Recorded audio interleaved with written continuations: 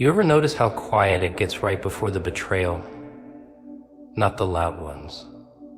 Not the screaming, table-flipping kind. No, the real ones, they slip out the side door, smiling, nodding, acting like it's all fine. And maybe you felt it somewhere in your gut, but you ignored it, didn't you? Because we like the illusion, the comfort, the crowd. We like to believe that the hands around us are holding us up, not holding us back. But the truth has a way of showing up in ugly little packages, like silence, like distance, like a chair at your table that's suddenly empty even when they're still sitting there. Growth's such a funny thing, isn't it? It's supposed to be this beautiful journey, all sunshine and rainbows, a gentle unfolding like petals waking up to the morning tea. But what if I told you growth is more like a wild storm ripping through your life? Messy, chaotic, uncomfortable. It tears down walls you didn't even know, or holding you back. It shakes the foundations you built your safety on. And here's the catch: when you start growing, when you start really changing, it pulls the curtain back on everyone around you. It exposes who's real and who's just playing dress up in your story. You ever notice how some people seem glued to you when you're stuck, when you're small, when you're trying not to rock the boat too much? They laugh with you, cry with you, show up on cue. But the minute you start growing, something shifts. The phone stops ringing. The texts become fewer. The invites dry up like a puddle under the sun. Suddenly, the crowd isn't so crowded anymore. And that's no accident. No, growth acts like a truth serum. It forces people to reveal themselves, not in words, but in silence. It's like watching a house of cards collapse, but instead of cards, it's relationships. You realize that some folks were never really with you. They were just waiting for you to stay the same. Because change scares them. Your growth shines a light on their own stagnation, their own fear, their own choice to stay buried in the dirt. So they retreat, not because they don't love you, not because they hate you, but because your progress is a mirror reflecting all the things they refuse to face. And it's wild how many times we blame ourselves for that. We ask, did I do something wrong?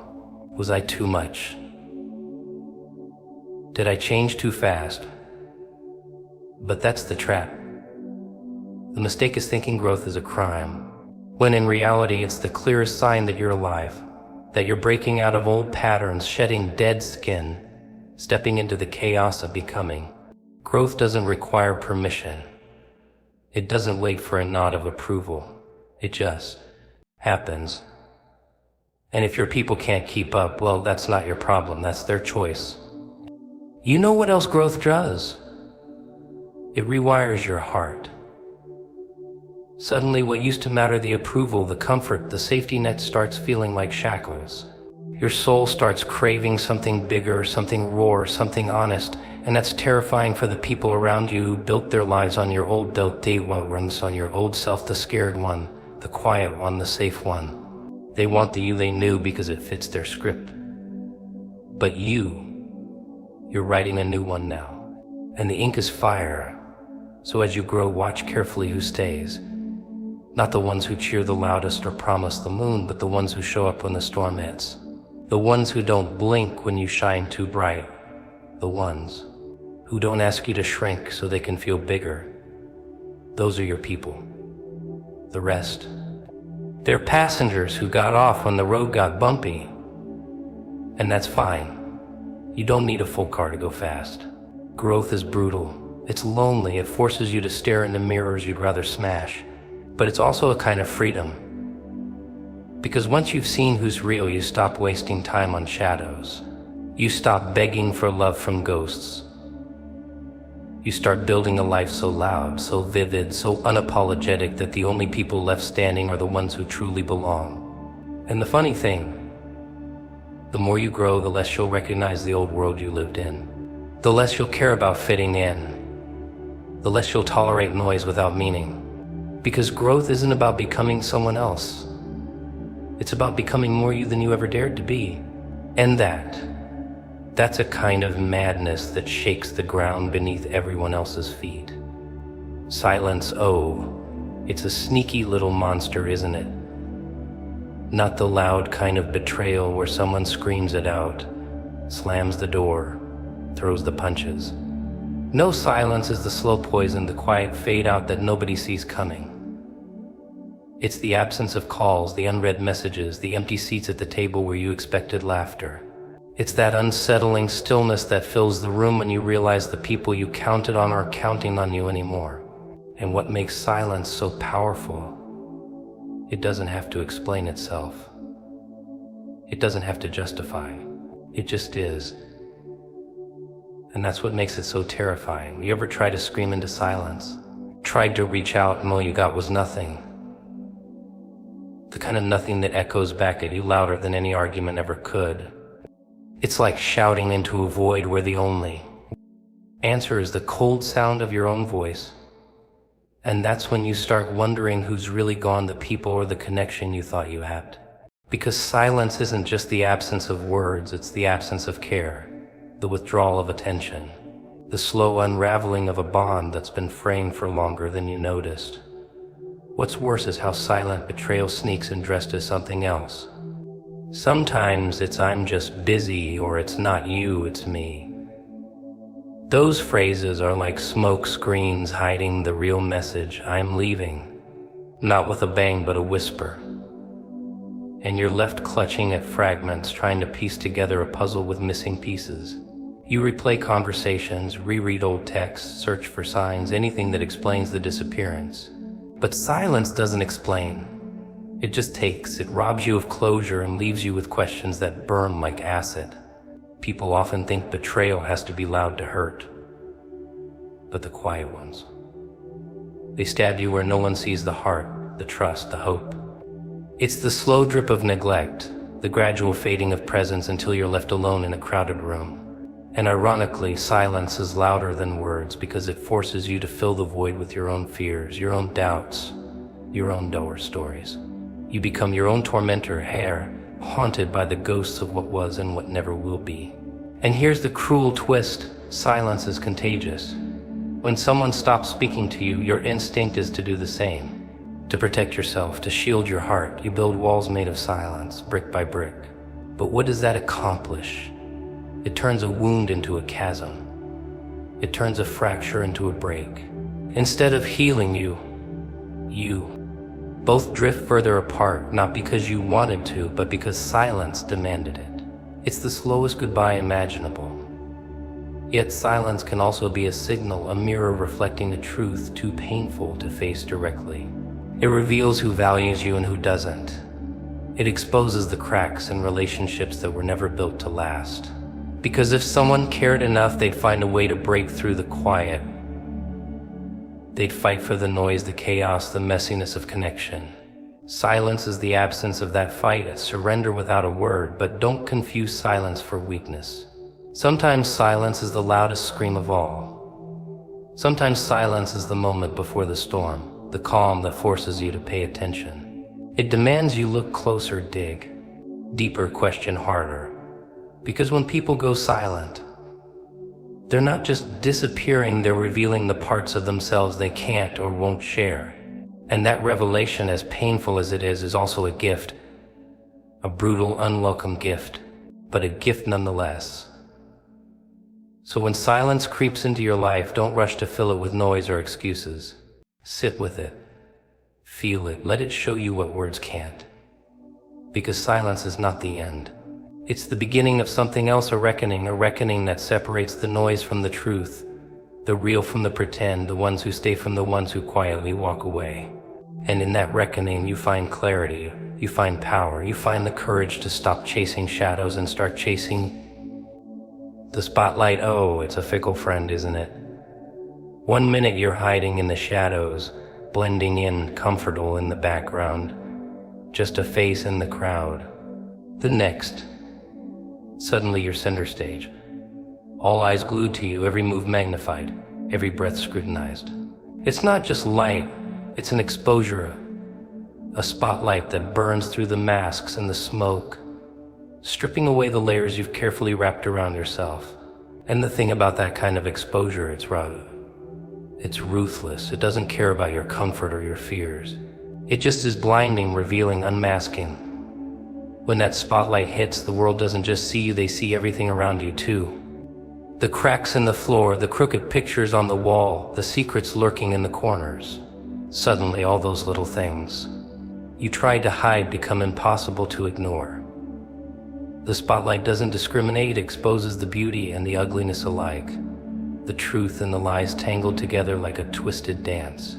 And as much as you want to pull back into the darkness to hide, you can't. The stage is set, the audience is watching, and the show must go on. What's wild is how the spotlight changes people. Some crumble under its weight, their weaknesses broadcast for all to see. They freeze, stumble, falter because the glare exposes their fears, their doubts, their secrets. Others, though, they thrive, they lean into the heat, burn brighter, show up bigger. They use the spotlight as fuel, a raging fire that lights up their soul. And the difference? It's not talent or luck, it's choice. The choice to stop fearing exposure and start embracing it. To realize that the spotlight isn't a punishment, but a platform. But here's the catch, the spotlight doesn't just show who you are. It reveals who's standing next to you. The people who celebrate your light and the ones who shrink away from it. When you're in the dark, everyone looks the same, shadows and shapes. But under the spotlight, true colors bleed through. Some faces glow with pride. Some flicker with envy, some darken with resentment. And that's when you see the real story, not in what people say, but in what they don't say. Not in their cheers, but in their silence. The spotlight exposes the fence-sitters, the fair-weather friends, the wolves in sheep's clothing. It lays bare their intentions like a spotlight on a crime scene. And suddenly you realize some of the people you thought were allies were just spectators waiting for you to fall so they could laugh from the side, laugh in there. The light cuts through the lies, the facades, the pretending. It's a merciless judge that reveals the truth no matter how much you try to hide it. But here's the beautiful irony, while the spotlight exposes others, it also exposes you. Your flaws, your scars, your failures all on display. The fear that grips you when the audience is watching is the same fear that says, hide, blend in, don't let them see the real you. But that fear is a liar. Because the only way to own the spotlight is to own terrace off. To stand tall in your messiness, your chaos, your brilliance, to let the light hit every corner of your being and say, this is me. Take it or leave it. And when you do that, when you stop running from exposure, you become untouchable.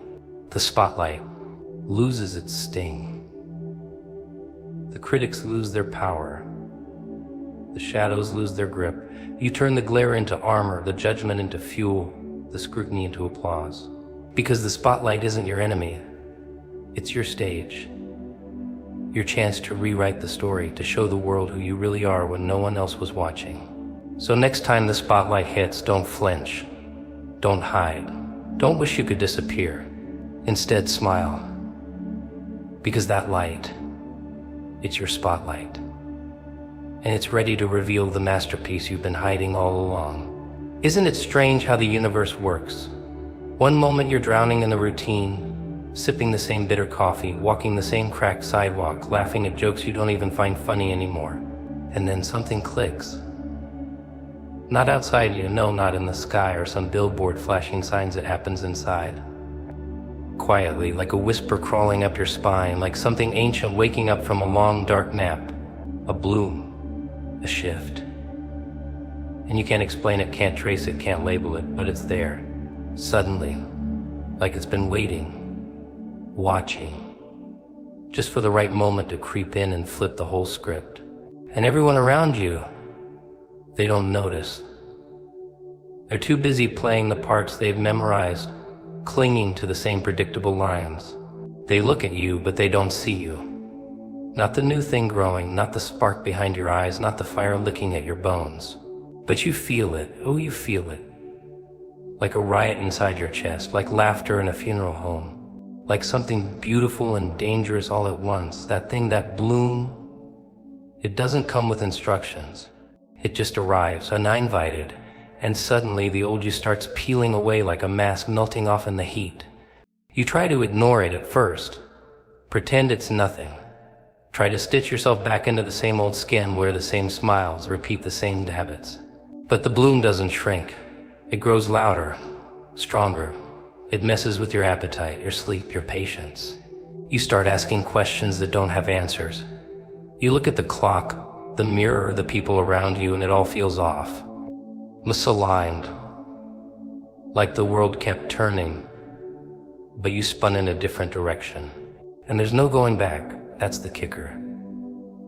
There's no reverse on this ride. You start seeing through things. The fake smiles, the small talk, the games. It all becomes so loud, too loud, like background noise you can't turn off. And that's when you realize you're changing. From the inside out.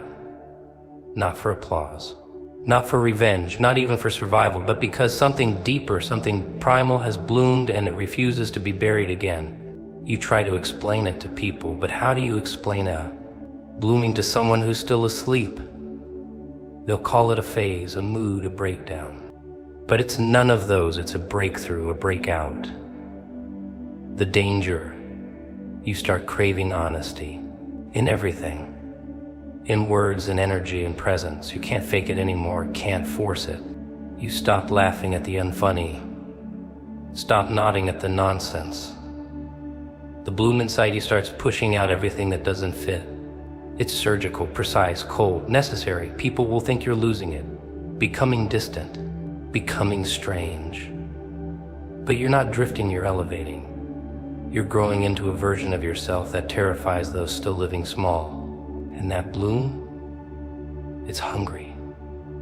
Hungry for freedom. Hungry for truth. It starts ripping down the old posters you had taped to the inside of your mind. Be nice, fit in, don't rock the boat. Gone. Replaced by something wild, something raw. You start saying things out loud you used to whisper. Start walking away from people you used to chase. Start building boundaries where there used to be open doors. Because the bloom doesn't tolerate rot. It kills what doesn't serve it. It sheds. It scorches. And what's left is real and rare. That's the part they don't tell you. That blooming hurts. It's not pretty petals and soft music. It's cracking ribs and burning bridges. It's mourning the version of you that made everyone comfortable. The version that stayed small so others could feel tall. But that version, that one's gone, buried under the weight of what's growing. And maybe you don't know what you're becoming. Maybe you're still unsure where this all leads. But you're moving. And it's real. And it's loud. And it's alive. And no one, not even you, can stop it now. People always assume the fall is the dangerous part. The drop, the chaos, the crash. Oh, how they fear that. But they never talk about what comes after. The silence, the stillness, the moment where you're just lying there in the wreckage, staring up at a sky that doesn't care, bleeding in ways no one can see. That's where the real madness starts. Because when everything's been stripped away, when there's nothing left to lose, something else creeps in. Not despair. No, something far more inconvenient, something irritating. Hope. It doesn't show up with a halo or fanfare. It shows up like a twitch, like a laugh at the wrong moment, like a spark in a forest of ash. Hope isn't delicate, it's defiant. Ugly. Annoying, it refuses to die even when it should. Especially when it should. It grows in the filth, in the cracks, in the mess. And that's when it hits you when you've got nothing left, when you're down to fumes and memories. That's when you realize, oh no, I'm not done. Not yet, not even close. You see, most people are addicted to comfort. Addicted to the story that says, play it safe, stay small, avoid the fire. But you got burned, you got gutted. You tasted the truth and found it bitter. And now you're dangerous. Because the worst already happened. The worst came and dragged its claws across your soul, and guess what? You're still breathing. Maybe limping, maybe laughing, maybe twitching, but breathing. And that, my dear, that makes you untouchable. Because when the worst doesn't kill you, it teaches you. Oh yes, it teaches, not in the soft-spoken way a teacher teaches. No, this is the school of bruises and betrayal. The curriculum is survival, the homework, learning to walk without your old legs, to see with eyes that don't blink anymore. And what do you learn? First, you learn that people lie. They promise forever when they mean until. They offer hands while hiding knives. But more than that, you learn about yourself. You learn what you're made of. And it's not glass, not porcelain. It's something darker, something with teeth.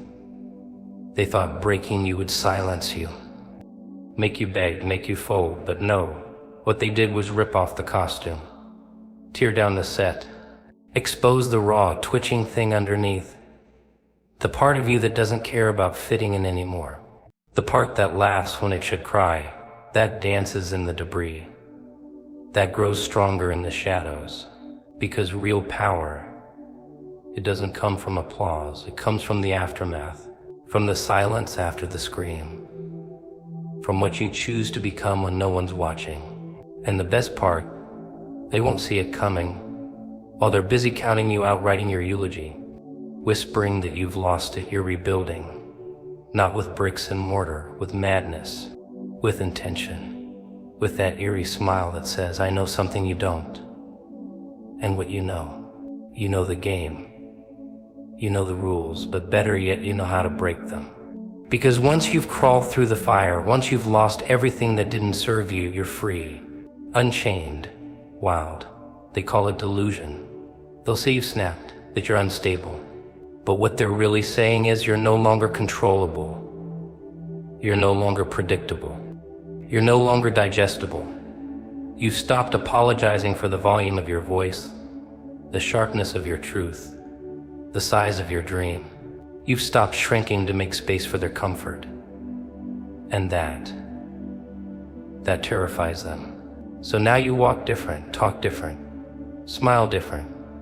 Not because you've changed, but because you've remembered. Remembered who you were before they told you who to be. Remembered that you were never meant to beg for crumbs.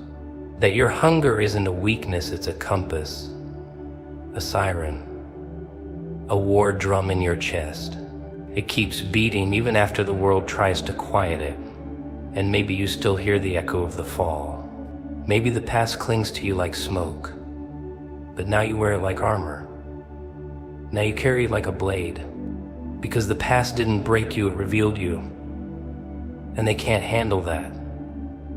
They can't handle the version of you that rose from the rubble laughing. The version that turns pain into power, scars into stories, endings into openings. The version that doesn't just survive the fall, but builds a kingdom in the ruins.